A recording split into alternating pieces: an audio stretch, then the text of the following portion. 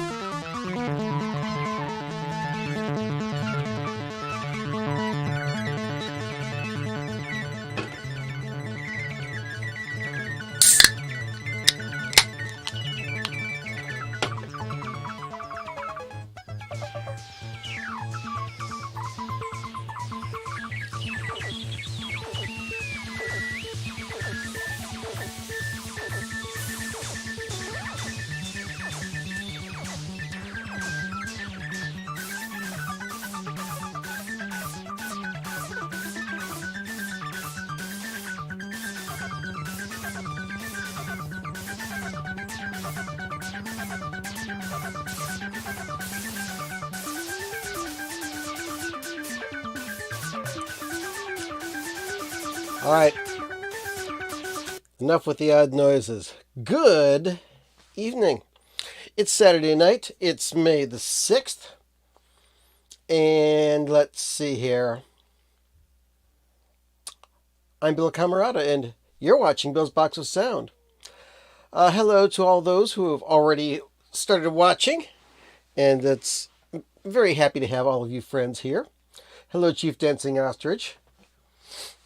Nice score on that Annie Lennox album, by the way.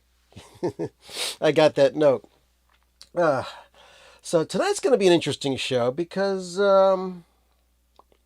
haven't got much of anything planned for it. But, as you know, things happen. Let's see. Fortunately, we only have one death to report. And that would be...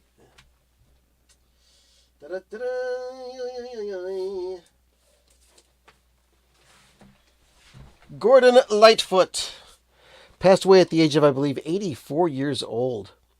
And I think his last real hit was like 73 or 74.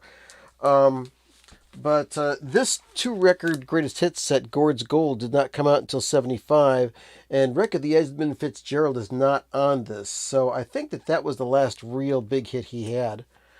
But he meant a lot to Canadian folk music and pop folk music in the U.S. So sorry to see him go.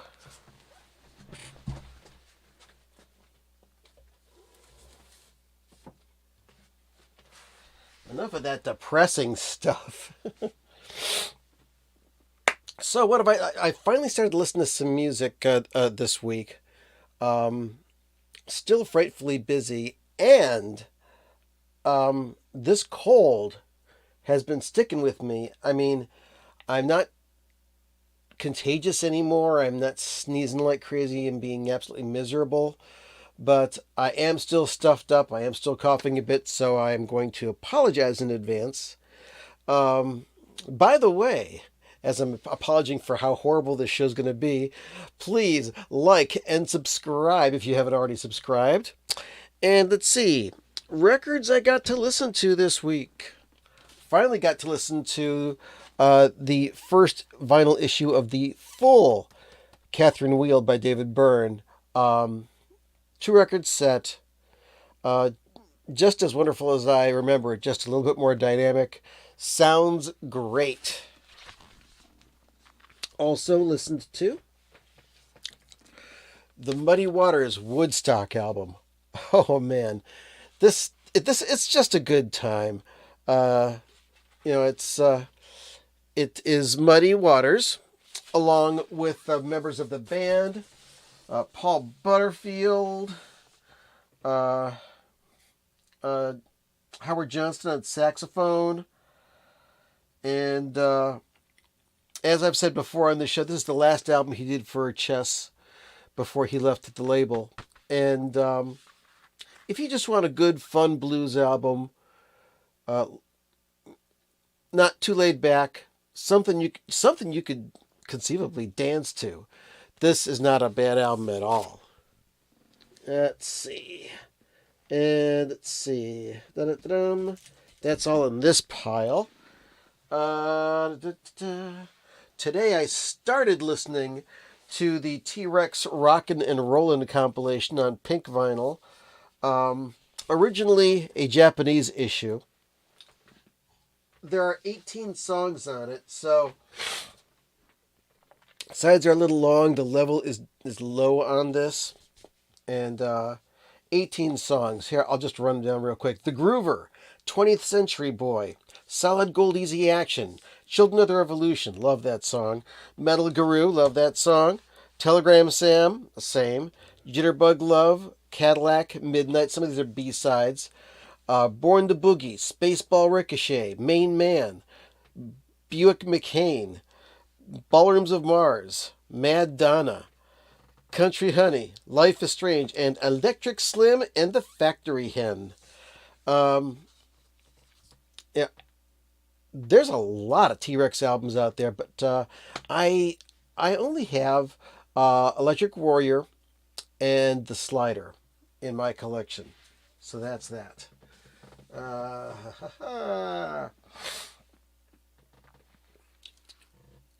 Trying to remember some other things I wanted to talk about.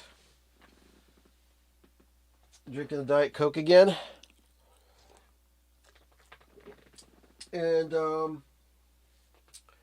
I'm pretty sure that we will have Roman and or Spider-Man in here this evening. Maybe he's too busy playing PlayStation right now. It's going to be interesting when he gets in here. I will text him and, or better yet, I'll text his mom and she'll send him down. Let's see, where is she? There she is.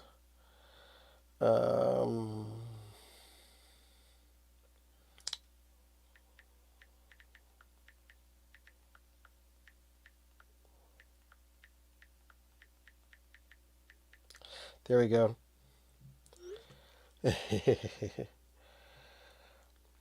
Okay, so, I dropped the first teaser video for the Spudlock album. I don't know how many of you saw it. I know Chief Dancing Ostrich, you've seen it. Also, by the way, week 3 for the splint for the thumb, the trigger thumb. Gonna actually see an MD and to try to get some occupational therapy for this thing. So, as things continue, I'm still trying to play my instruments and everything. Oh, okay. Okay, hold on a second here. Let me just message back. Okay. No hurry. I'll be on until 11. Okay. So, Roman is going to be coming down here soon, or Spider-Man's going to be coming down here soon. He is just, oh my gosh, I hear him coming already. This is going to be interesting. But anyway, if you haven't seen the teaser video that I put up for the Spudlock album called Bleh, I'm going to be playing it during this live stream, just for you. I see you.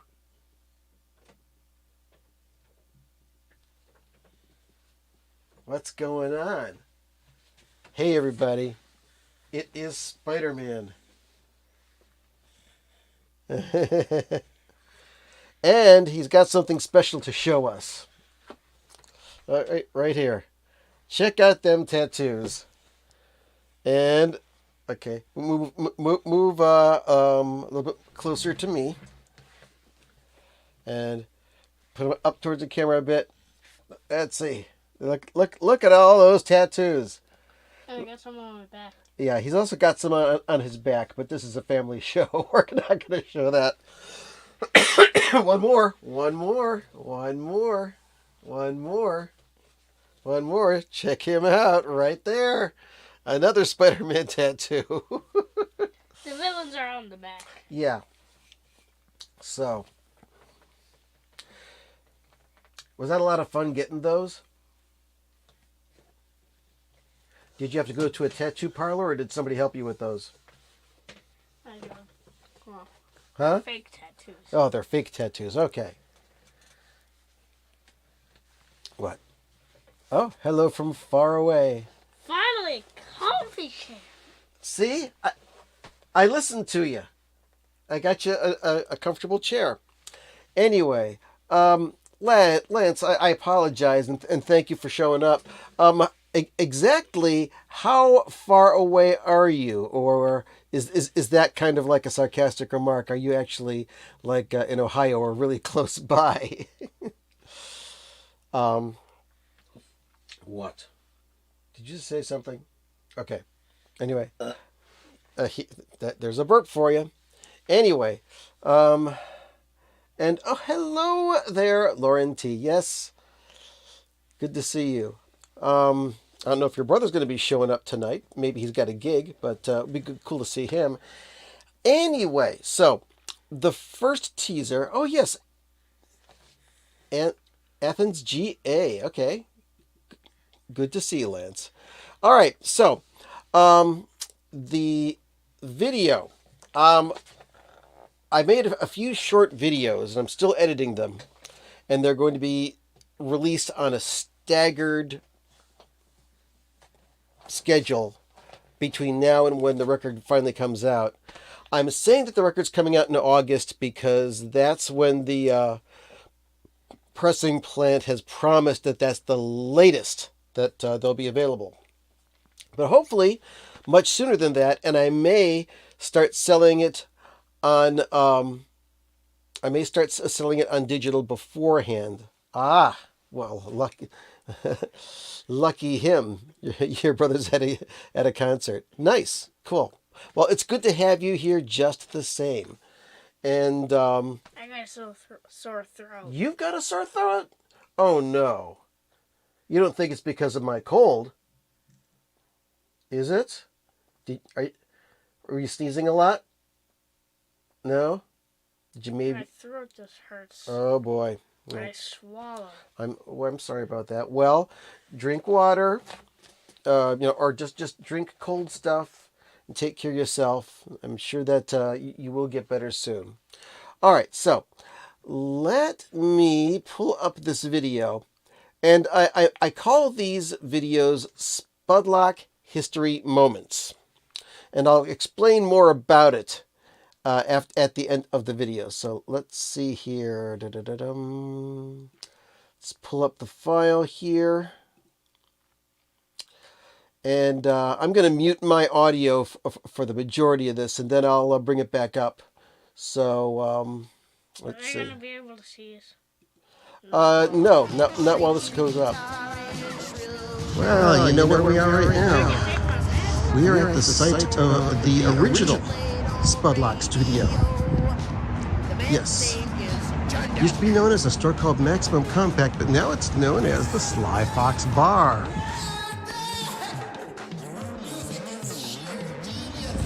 Oh, yeah. Recorded at this location are such hits as You Can't Do That in the Parking Garage, Hammer of Death. Let's see.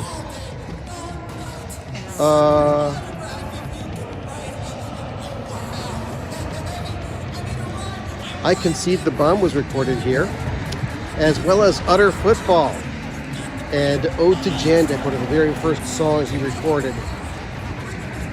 Ah, yes. It's been 30 years. What can you say? It's now a bar where people go to get drunk. Kind of fun.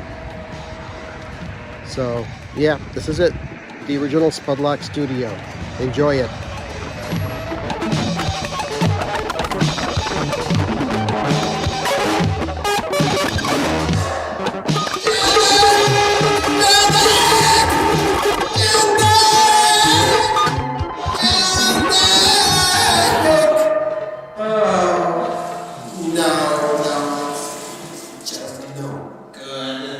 Okay, I'm back.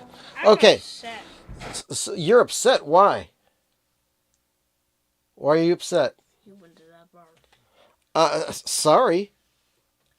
I didn't go inside. Anyway, okay, so let's back up this video a little bit. Let's go right to here.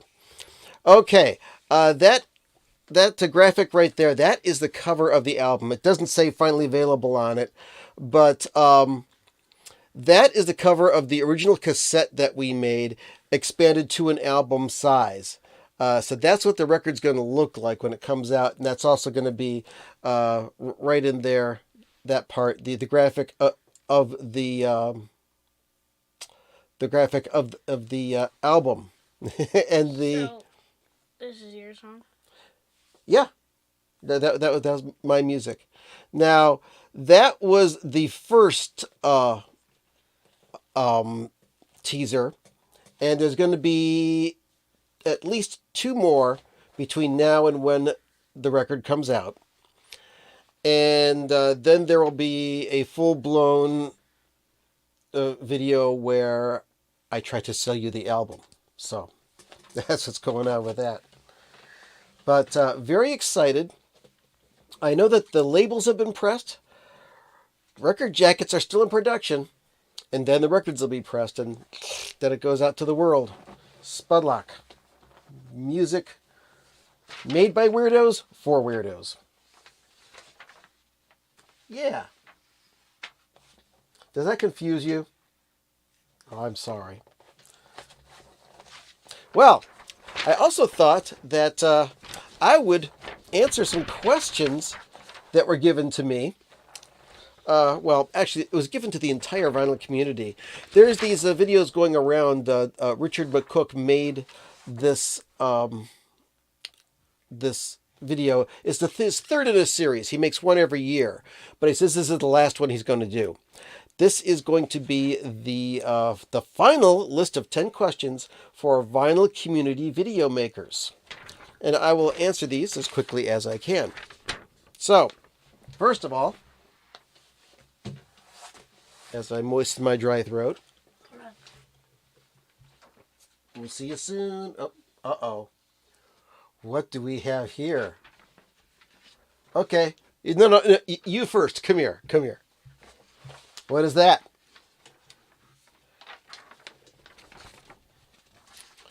Now, what? I don't want to show this. Okay. Is that for you? Is that something that you're supposed to do? For Roman. Okay. Well, do you want to give that to Roman and he can come back in here? Okay. Besides, remember that last time when we were matching? When we were what? When Roman and me were matching. Yeah. Are you matching again tonight? Yeah. Okay. No problem. Every time we have tattoos, Yeah. we're matching. Okay. All right. Well, okay. So this will be the 10 final questions for Vinyl Community Video Makers. And it says, oh, well, I see you to got be a new deleted. chair. Yes. What do you think of the chair? Welcome, Roman. Good to see you. Let's put this down a little bit so we can see it a little bit better. So, what? I look tired. Do you look tired? I don't know. You might be tired. It's late, but you've been very busy all day long. Anyway, so what is this supposed to be? Wonderful, exciting, imaginative, radiant, and delightful. That's what my mom put on for me. Okay, so it says wonderful, exciting, imaginative, radiant, and delightful. And what is that supposed to mean? I think it spells a word, doesn't it? Do you notice? Weird. Yes. Do you know? Do you know what that's called? You'll probably learn this in school someday, but you'll know before anybody else knows. Actually, we learned something like this. It's called an acronym. We did like an O, Yeah. R, Mm-hmm. E, O. Okay. Oreo. Like Yeah. Oh, those okay. words. But see, that spells the word weird, and it's got those words: wonderful, exciting, imaginative, radiant, I and think delightful. Because one time I called myself weird. Well, you know, weird can be a good thing. Now, there's weird good, and then there's weird scary. Right? You know how they say, Alex? you know, I got a funny feeling about that. Well, is that funny ha-ha, or is that funny bad? Or funny weird, or funny strange? As a matter of fact, those of you who are Residence fans will know that the acronym WEIRD stands for... That is a lot of comments. Oh, hold on, I'll read them to you. We...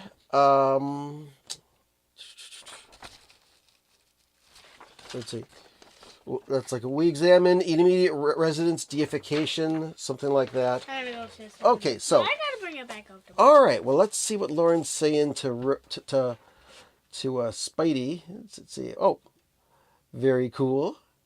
Hi, Roman.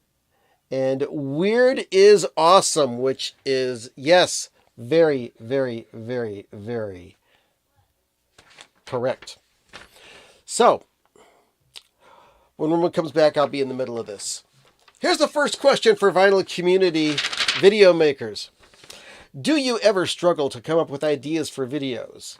No, I do not. I got lots of ideas for videos. I just don't have the time to make them because I'm very busy. Question number 2.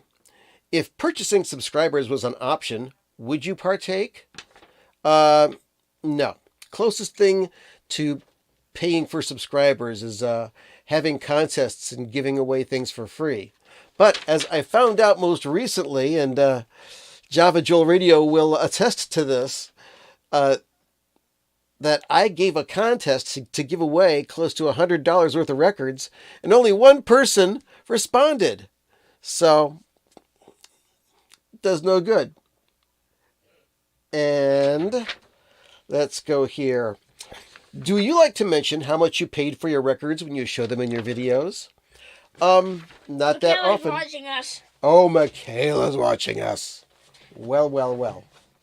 So, I only mention how much I pay for my records when it's important to the content of the video.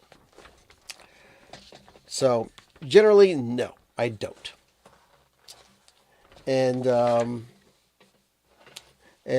whoop, hold on a second. Hold on a second.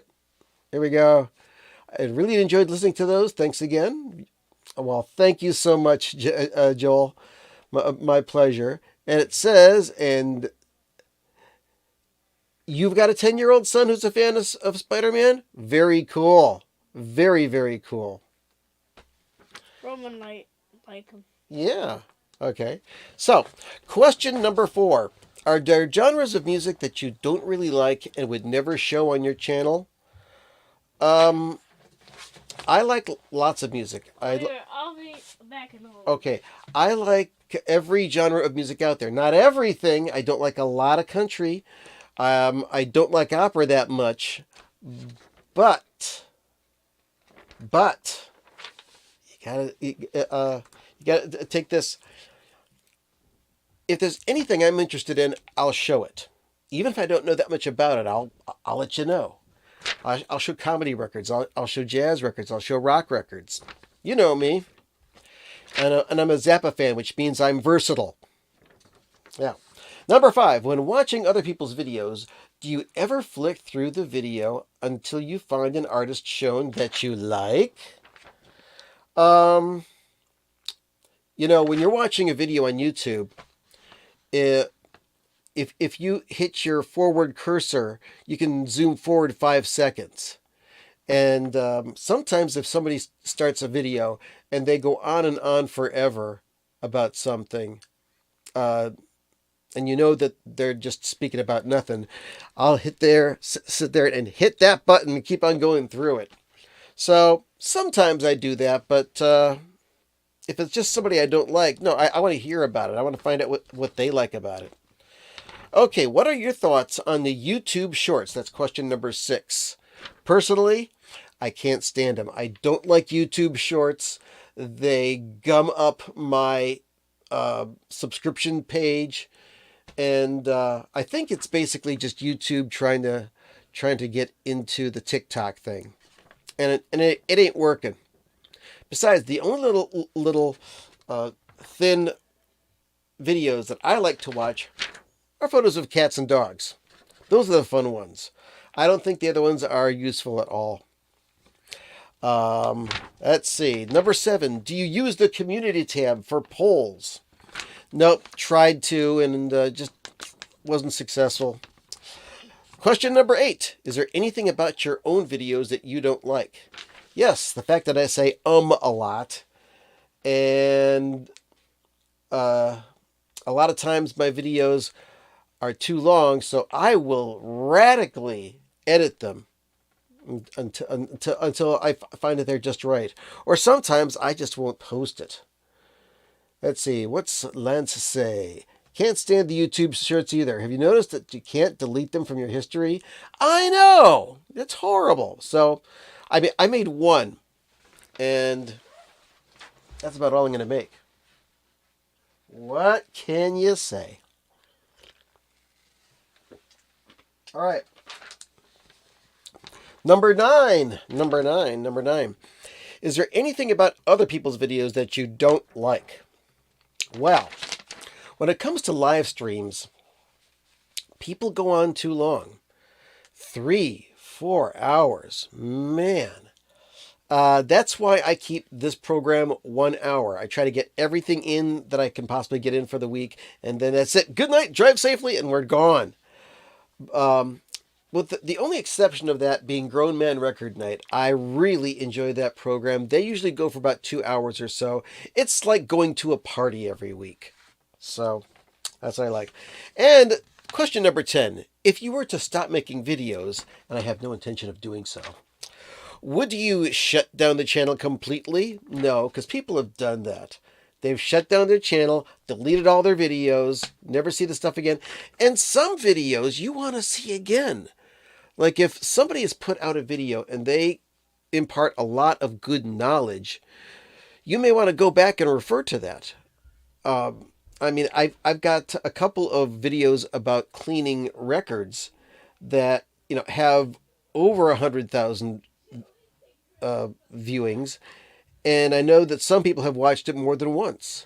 So I'm happy to have put that information out there.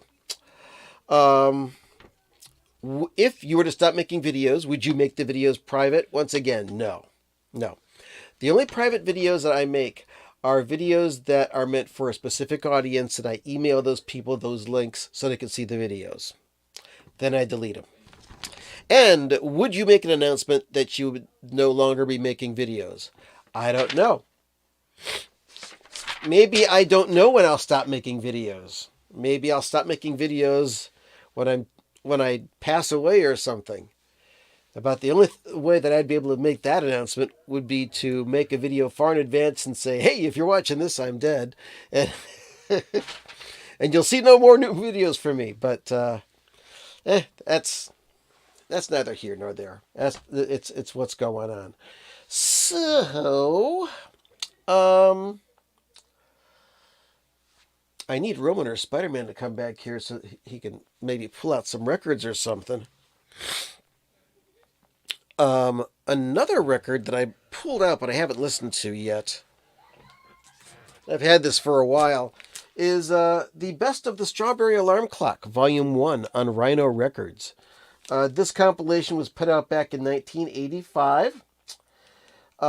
Reason I did pull it out is because there was a Strawberry Alarm Clock reissue of the Incense and Peppermints album that came out on Record Store Day, and I did not pick it up, mostly because I have this, and this is probably going to be good enough.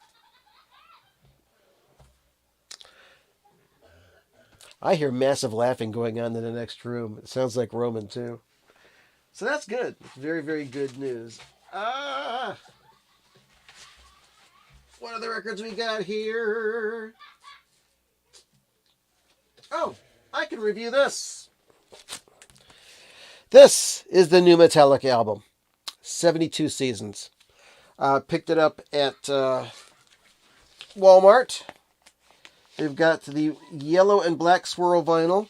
Here's one record, and the other one's a bit more yellow. Very cool looking. And it's got Metallica doing longer songs. They're all real heavy. None of them, no like real ballads here, but lots of real heavy songs. And they got that 3-minute Lux Eterna, which is kind of like their hit single. It's a 3-minute song. But do I like this album? It's not horrible. I like it. Don't love it yet. I'm going to try listening to it a few more times again, but it's not an instant like.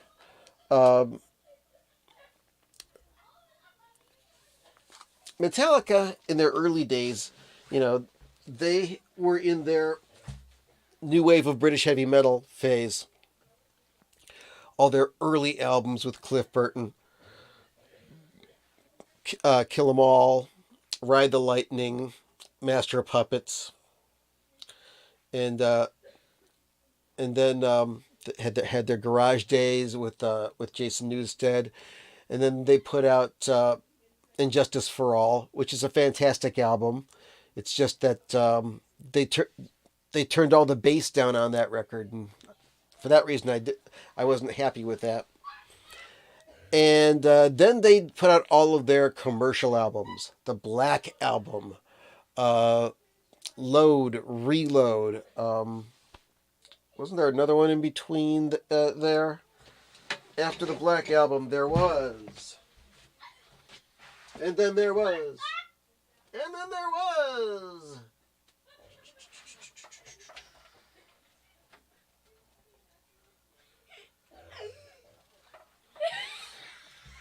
Are you having fun? What's so funny? What is so funny? What is so funny? Whoa, you alright? You're gonna have to see after the live stream. What? You're gonna have to see after the live stream. It's amazing. Okay. It's amazing. Well, what is it? Is it something? It's me. You are being so funny. I don't know. I guess I'll have to see it. My brain hurts because of it. Oh my gosh, that's why you were laughing so hard. Anyway, so those are their commercial albums. And then they went off and they did their live Binge and Purge album, and they did their Strings albums, and they did the Garage Inc., which was really good. I liked their cover versions. And then they did their Death Magnetic album. They canned Jason Newsted, got Robert Trujillo in the band, and the Death Magnetic was a return to the old form of Metallica music. And great songs. That album had real potential, but the album was mastered horribly. Yeah. The levels for that album were just pushed to the hilt. The absolute epitome of I heard it. I heard it again. Okay. I heard it in you. Oh, okay. The absolute epitome of the Loudness Wars. The entire album was just totally distorted. And the album did not sound good because it just was grating on your ears. I have a copy of that album that I downloaded illegally, and it was actually dubbed off of the Rock Band game. And they mixed that so that you could hear the songs and they were dynamic. I just wish they would remaster that album and put it out again, but oh well, that's sad. And Hardwired to Self-Destruct, that was okay. And this new album is kind of an improvement, but jury's still out. If you like more of the earlier Metallica, but more, I mean, this is kind of almost an indie type edge. Because now Metallica owns all their material. They have their own label, which is being distributed by Rhino in the U.S. At one time, I was very upset with Metallica. I did not think that they really deserved anybody's time because they did not respect their fans, but they've done a lot of things to bring back the respect that they deserve from their fans, giving their fans good quality product. So that is how I feel about Metallica currently. Let's see. What's going on here? Joey told me to tell you he's at a Lewis Cole show. Okay. I am not familiar with Lewis Cole, so I'm going to have to do some research on that. Definitely. Let's see here. Can you see my eyeball? Can I see your eyeball? No. My eyeball. I can see. Okay. And Lance says, I disagree about Death Magnetic. Unbelievable return to form. Their cover of a Natural Acrobat on Garage Inc. deleted the proggy tail on it. Okay. Well, I love Death Magnetic. I only love my bootleg version of it, which you can hear. The sound on Death Magnetic is just so distorted that I can't listen to a whole side without having to turn it off. It just grates on my ears too much. I don't know.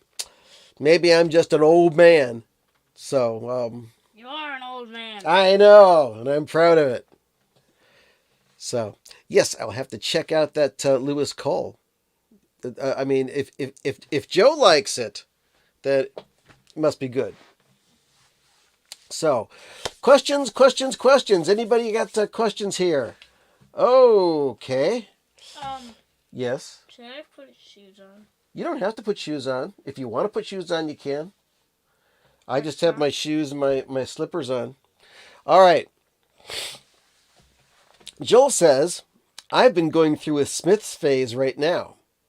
Fan? Excuse me. Let's see.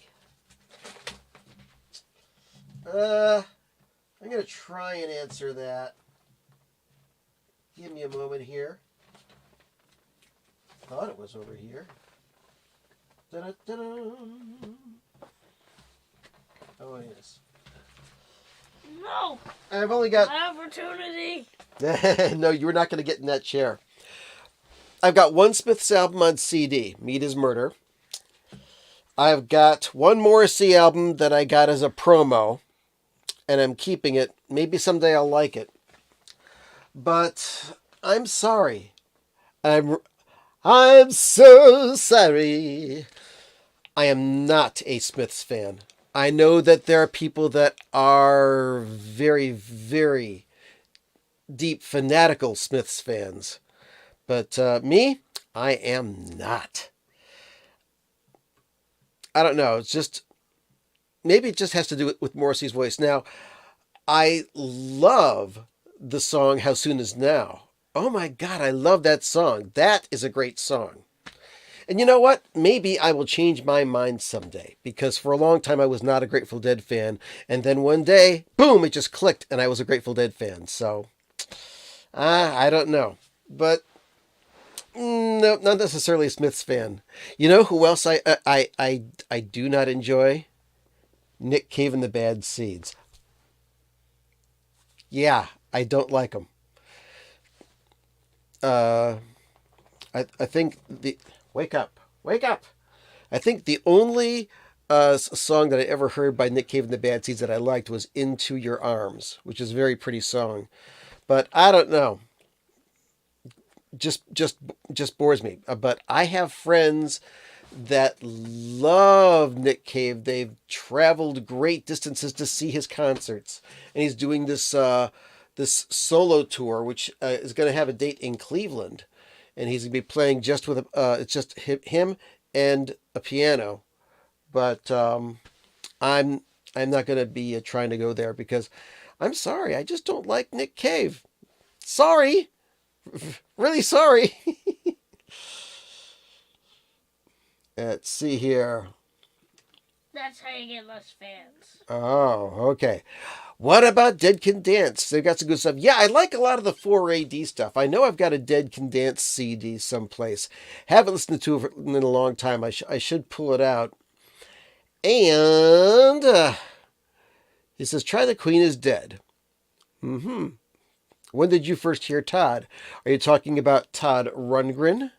If you're talking about the first time I heard Todd Rundgren, that was back in the early 70s. And I'm a big Todd Rundgren fan. Love him.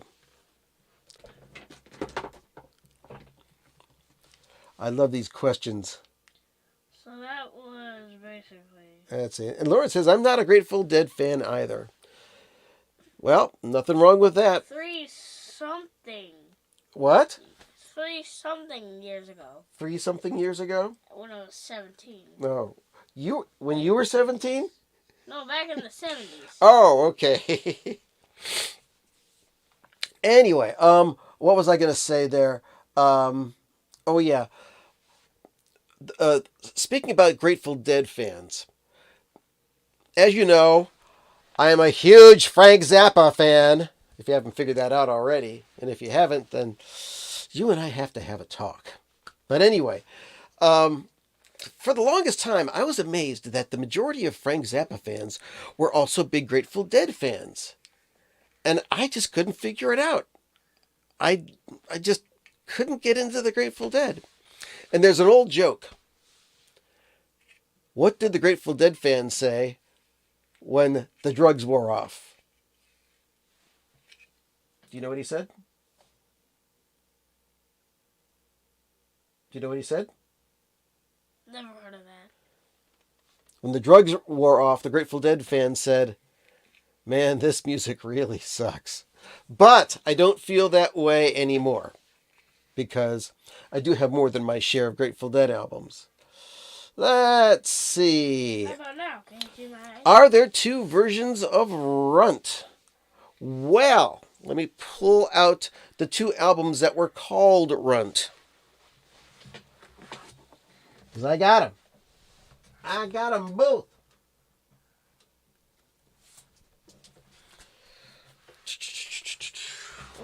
Can you see my eye? Whoa, I can see you right now. You're looking at me. Keep an eye out for you. All right. I got brown eyes. You got brown eyes, and I got brown eyes too. I changed that color. And now I'm thinking about the New Order song. Oh, you got blue eyes. Oh, you got green eyes. Oh, you got gray eyes. Oh, you got brown eyes. Okay. This album came out in 1971, 52 years ago.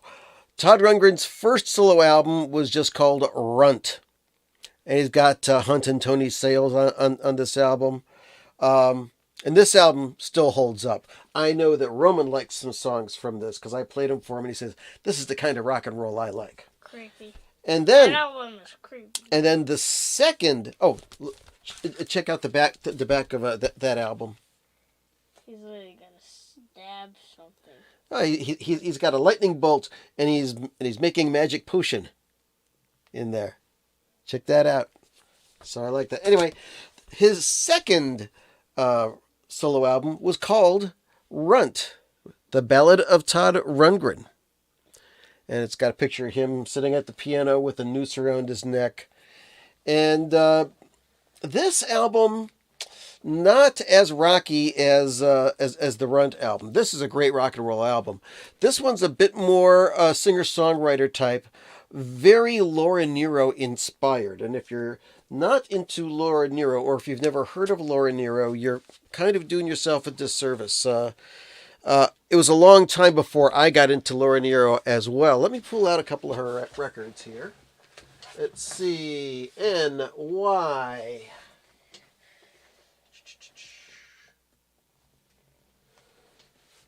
And I kind of picked these up over a very long period of time. I need a chair like yours. Oh, I don't think they'll fit in here. We've got this album, which is called Eli and the 13th Confession.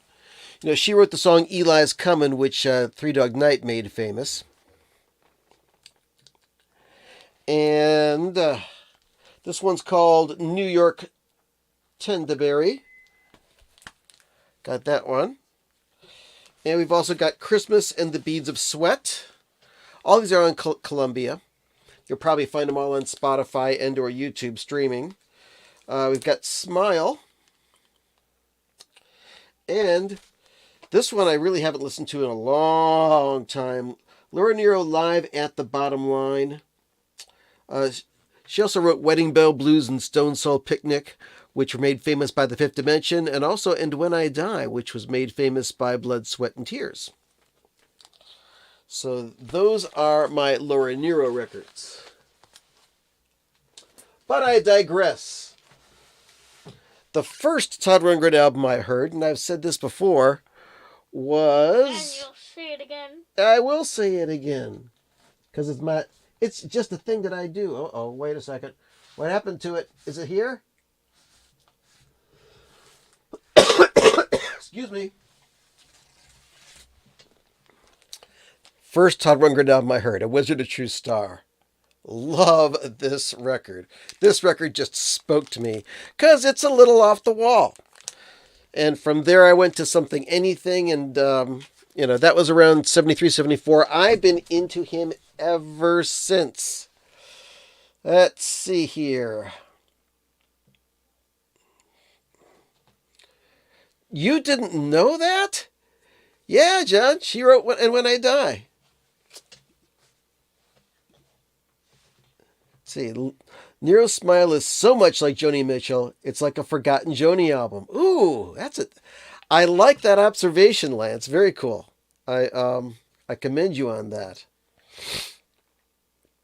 But yeah, she was prolific. But this is back in the 70s. Sorry, excuse me. And he also says, my wife and I think Rundgren's voice and writing sound a lot like Carole King. Ooh, okay. I on the surface I don't see it, but I will definitely listen to a little bit more Carole King because, well, Carole King. Hang on, and don't jump on my chair, Spider-Man. Carole King. Carole King. Where is she? Here we go.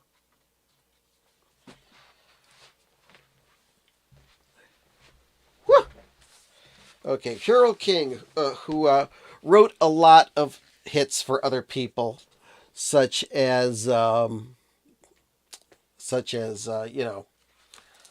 Aretha Franklin, Natural Woman, she wrote that song. She wrote a lot of hits for other people. The Monkees, but her Tapestry album, which is not this one, this is called Music. Her Tapestry album was very huge. And she wrote You Got a Friend, which is made famous by James Taylor. And here's another album of hers, Fantasy. These are a couple of albums that were given to me in a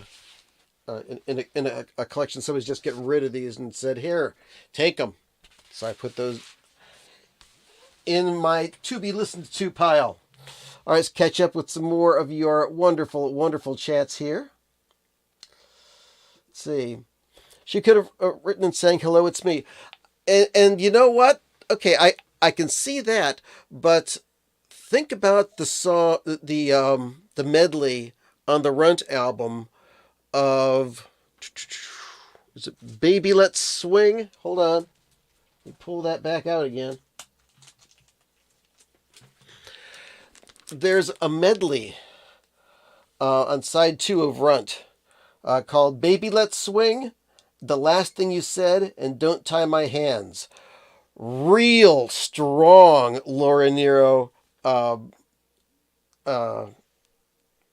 influence. As a matter of fact, the first thing he sings in the Baby Let's Swing is, "Laura, I heard you're rolling in L.A. There's something I gotta say, Laura." So, I would not doubt that there is a Carole King connection as well as a Laura Nyro connection in Todd Rundgren's early songs. And you love the Monkees. Well, so do I. And in that same pile, here's some interesting stuff. Very interesting. Don't even think about it. I know you're thinking about it. You're saying, the chair is empty. I must jump into the chair. I must. Okay. Whoa. Ah! Did I hit your head? Sorry, Spider-Man. All right. In that same pile of records, the 4th Monkees album, Pisces, Aquarius, Capricorn, and Jones Limited. And somebody actually took care of it decently. Now, when this record first came out, I got it. But it was 1967. And I was like 6 or 7 years old. And I was not taking care of records properly. My copy is pretty trashed. So I was very happy to get this. Excuse me. And clean it up. You saw the Monkees when you were a teenager? Jealous. We got the first Monkees album in mono. I've got mono and stereo copies of this. And we've got mono and stereo copies of more of the Monkees. Mono and stereo. Now you say, why mono and stereo? Why collect both of them? Because if you're into recording, as I am, you listen to the two versions, and it's not just the stereo mix that's different and the mono mix that's different. It's the volume levels, and sometimes the mixing decisions give you other parts of the music that you didn't notice before. Like definitely on the last song on Pisces, Aquarius, Capricorn, and Jones Limited, Star Collector. The mono version has a lot of different things that are jumping in and out of there, and they get pulled in and out of the mix differently. It was a revelation listening to that in comparison to the stereo mix. That was so cool. And Java Joel says, Todd said that when he attempted to produce Laura, her fingernails were so long that the clicking of the nails on the piano keyboard was a problem. Wow. That's something. I've heard a lot of interviews with Todd where he talks about different productions that he's done, like with the band and Badfinger and things like that. And Lance says, I work with women at the post office whose nails are so long, I can understand how they work. Yeah, I've worked with women who have extraordinarily long fingernails that I'm surprised they don't scratch their eyes out, or rip the heck out of their palms. And the only way that they can type on a keyboard is like this. But hey, excuse me, they do it. Oh boy. Oh my gosh. It's 55 minutes past the hour. Has the time gone by that quickly? Holy cow. You know what that means, folks?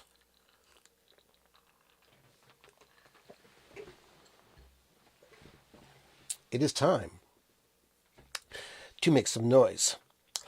Yeah, you can wake up because you can play some noise for me, can't you? You all right? You getting tired? You may have to go to bed after this. Anyway, so. Noises. Noises. We love noises, don't we? Want me to get the stool, or you want to stand up and play for 5 minutes? Okay. Well, let me push this back here. I'll move you around a bit. Whoa! Watch out. And let's all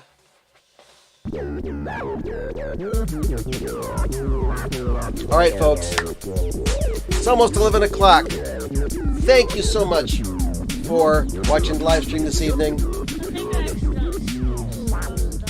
That's okay. I had a great time. I hope you did too. And I'll be here next week, hopefully with some cool stuff. Hey, Shane Rocky, hello!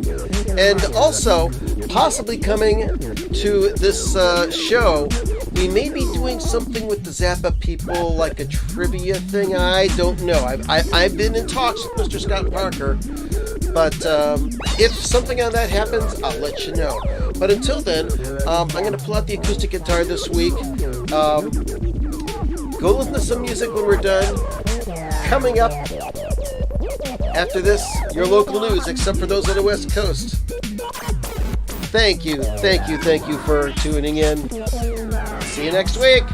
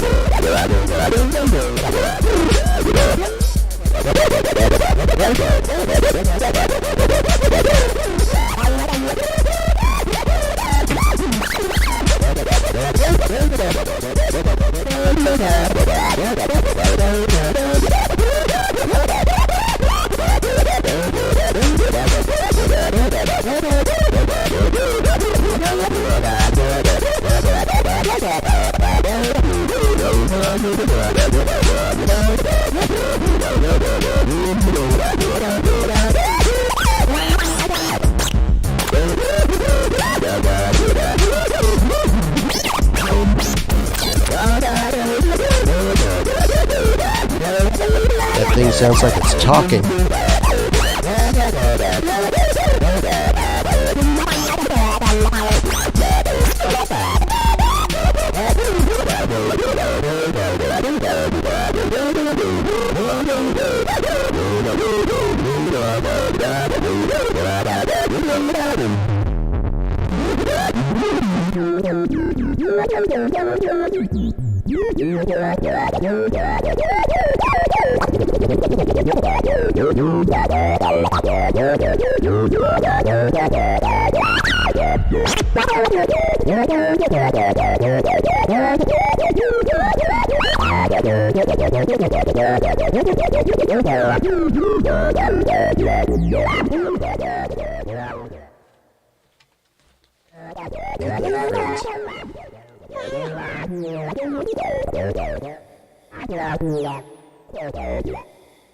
Friends.